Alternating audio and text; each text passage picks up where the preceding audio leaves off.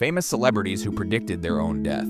Tupac Shakur. In 1995, a journalist sat down with Tupac Shakur and asked him a simple question. Where do you see yourself in 10 years? Most celebrities would say on top of the world, touring stadiums, making movies, not Tupac.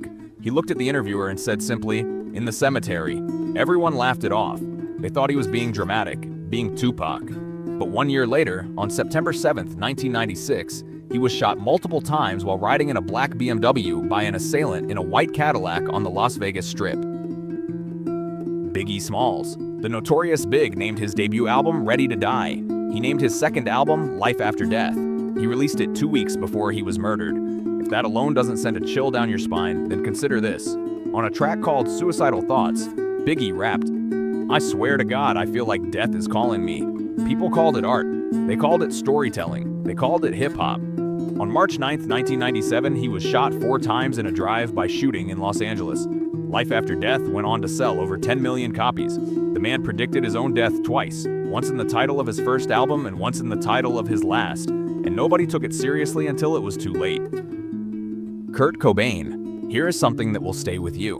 When Kurt Cobain was just 14 years old, he told a classmate that he was going to become a superstar musician, get rich and famous, and then take his own life going out in a blaze of glory just like Jimi Hendrix. He was a teenager, a nobody from Aberdeen, Washington, and he called every single part of it.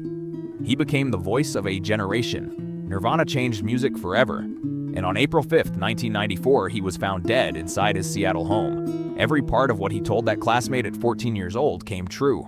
The fame, the music, the end. Some people write their own story before they even know how to live it.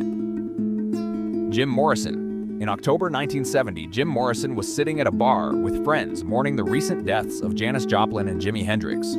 Both had died at 27. The mood was heavy. The drinks were flowing. And then Morrison set down his glass, looked at his friends, and said something that nobody forgot. "You're drinking with number 3. He said it twice. That's right, number 3. 9 months later, on July 3, 1971, Jim Morrison was found dead in a Paris apartment bathtub. He was 27 years old. He didn't just predict his own death, he predicted the exact age, the exact club he was about to join, and he said it out loud to the people who loved him most. They thought he was being morbid. He was being accurate. Michael Jackson. In the weeks before Michael Jackson died, he was rehearsing for his This Is It comeback tour.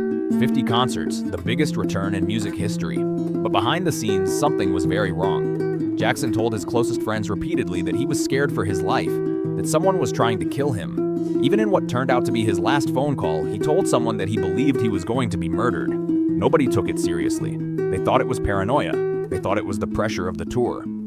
On June 25, 2009, Michael Jackson died from cardiac arrest caused by a lethal dose of the surgical anesthetic propofol administered by his personal doctor.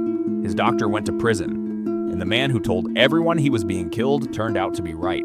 The most famous person on earth saw it coming, and nobody believed him.